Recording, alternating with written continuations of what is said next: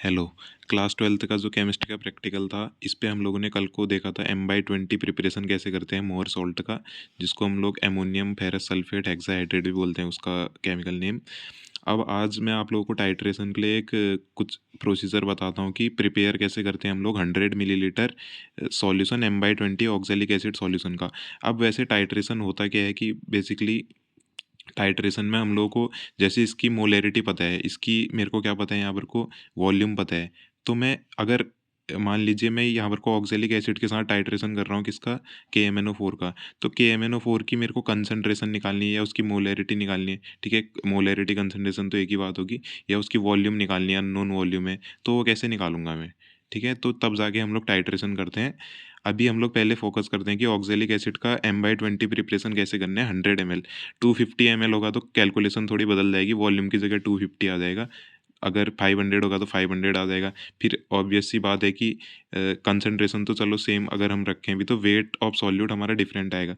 तो ये मैंने कल भी बताया था, मोलैरिटी हम लोग को पता है, number of moles of solute upon volume of solution होता है। तो उसको मैंने वेट ऑफ सॉल्यूट अपॉन में molar mass of solute into volume of solution लिख दिया। मास हम लोग को पता है ऑक्जेलिक एसिड का इतना आता है 126 ग्राम पर मोल। मोलैरिटी हम लोग को दी हुई है 1/20।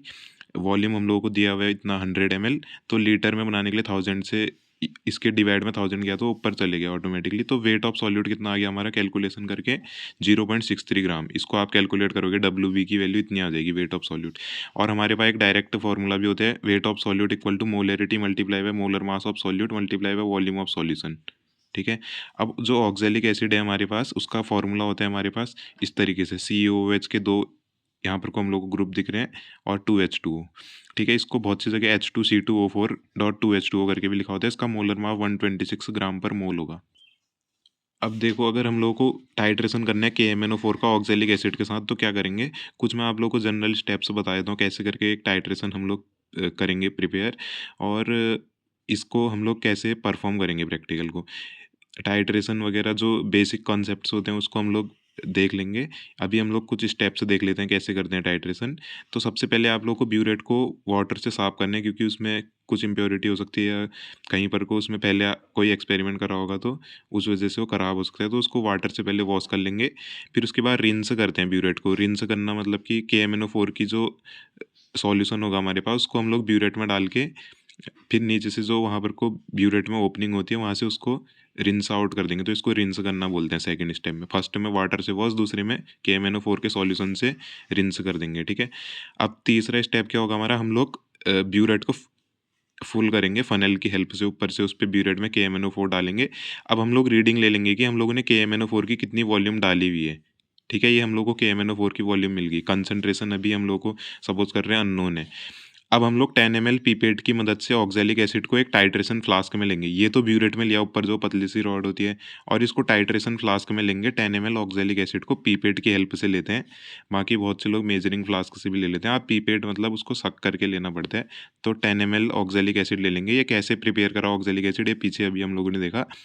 अब क्या करते हैं कि जब ऑक्जेलिक एसिड डालेंगे आप लोग 10 ml उसका बनाएंगे, तो हम लोगों को क्या करना है, इस ऑक्जेलिक एसिड जो ले रखे हैं नीचे टाइट्रेशन फ्लास्क में, ठीक है, जो नीचे पे को लेते हैं, उस पे क्या होगा, हम लोग एक full test tube dilute sulphuric acid भी मिलाएंगे, ठीक है। अब ये टेस्ट सल्फ्यूरिक एसिड क्यों मिला रहे हैं हम लोग, क्योंकि इसको एसिडिक मीडियम बनाने के लिए, जिससे उसका टाइट्रेशन परफॉर्म कर पाएँ। अब अगले स्टेप में क्या करना है हम लोगों को, ऑक्जेलिक एसिड सॉल्यूशन को जब हमने टाइट्रेशन फ्लास्क में डाला, तो KMnO4 को क्या करना है, ये वही चीज़ लिखी हुई है कि हम लोगों ने जब 10 ml ऑक्जेलिक एसिड डाला टाइट्रेशन फ्लास्क में, तो क्या हो जाता है, KMnO4 का टाइट्रेशन क्या कर देता है, एसिडिक मीडियम उसके लिए ज़रूरी होता है, तब जाके हम लोगों ने सल्फ्यूरिक एसिड यहाँ पर को मिलाया हुआ है। अब हम लोगों को क्या करना है, इस टाइट्रेशन फ्लास्क को क्या करना है, हीट करना है।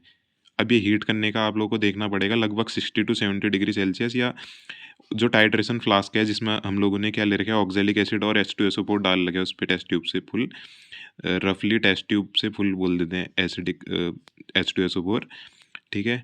तो इसमें तब तक गर्म करेंगे उसको जब तक उसकी जो टाइट्रेशन फ्लास्क होता है ना, जो इस तरीके से हो सकता है हमारे पास टाइट्रेशन फ्लास्क, मैं यहाँ पर को बना देता हूँ, ठीक है, इस तरीके से। तो इसकी जो नेक होंगी यहाँ पर को हम लोग को वाटर ड्रॉपलेट से दिखें, ठीक है, तब तक को हम लोग को उसको गर्म करना है। अब अगला स्टेप क्या है हमारे पास, कि अब हम लोगों को टाइट्रेशन शुरू कर देना है, मतलब जैसे ही वो हम लोग उसको वार्म कर देंगे ना, तो हम लोग को जैसे टाइट्रेशन करेंगे लास्ट स्टेप में, तो हम लोग को पिंक कलर लाना पड़ता है उसमें। और वो पिंक कलर सेक करने पे, जब हम लोग सेक करेंगे उसको ऑक्जेलिक एसिड के सॉल्यूशन को, वो वैनिश नहीं होना चाहिए, तो लाइटेस्ट पॉसिबल पिंक कलर लाना पड़ता है। अब हम लोग इस रीडिंग को क्या करेंगे, मेज़र करेंगे। 3 टाइम हम लोग ये रीडिंग ले सकते हैं।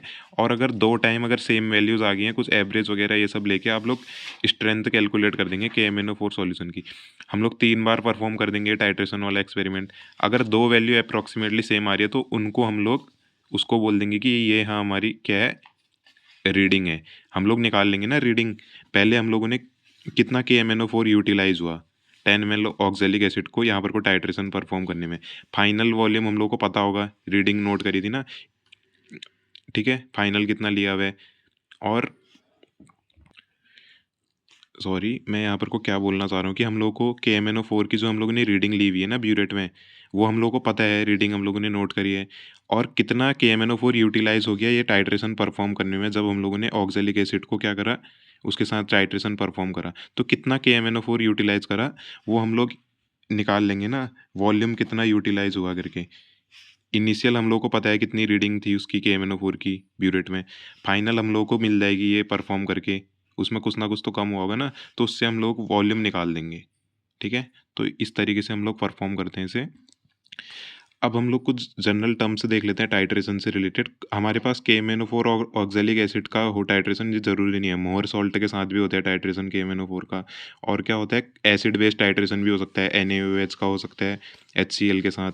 तो कंसंट्रेशन ऑफ सॉल्यूशन क्या होता है हमारे पास, बेसिक अगर हम टर्म देखें, ये हम लोगों को पता है कितने सॉल्यूट के पार्टिकल प्रेजेंट है एक सॉल्वेंट में, उसको कंसंट्रेशन बोलते हैं। और जैसे जैसे हम लोग सॉल्यूट का अमाउंट बढ़ाएंगे सॉल्यूशन में, तो कंसंट्रेशन भी बढ़ेगी। मोलैरिटी हम लोग को पता है, number of moles dissolved in 1 litre of solution, उसको हम लोग मोलैरिटी बोलते हैं।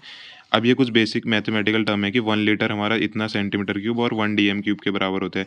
तो अगर 2 मोल्स शुगर प्रेजेंट है 1 DM क्यूब में, तो ये 2m बन जाएगा इसका कंसंट्रेशन। ठीक है, 3 मोल सॉल्ट प्रेजेंट है 1 DM क्यूब वाटर में, तो 3m हो जाएगा।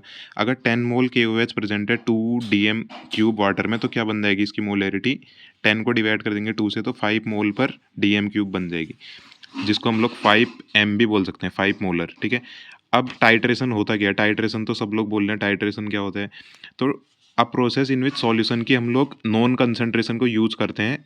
एक सॉल्यूशन होगा जिसकी नॉन कंसंट्रेशन होगी, एसिड हो सकता है, ठीक है।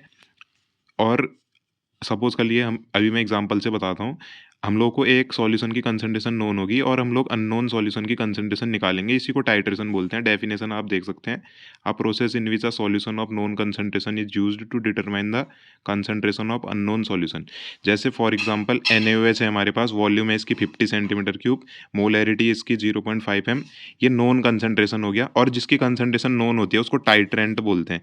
इसको मैं फॉर एग्जांपल इसको मैं ब्यूरेट में फिल कर दूंगा, ब्यूरेट जो हमारे पास होता है ना, इसको मैं ब्यूरेट में फिल कर दूंगा NaOH को, और इसकी कंसंट्रेशन नोन है तो इसको टाइट्रेंट बोलते हैं। जिसकी कंसंट्रेशन नोन नहीं होती है उसका कंसंट्रेशन देखो, क्वेश्चन मार्क लिखा हुआ है मैंने, वॉल्यूम सपोज कर लेते हैं 30 सेंटीमीटर क्यूब, ये जस्ट फॉर एग्जांपल है, तो बहुत छोटी वैल्यू है ना।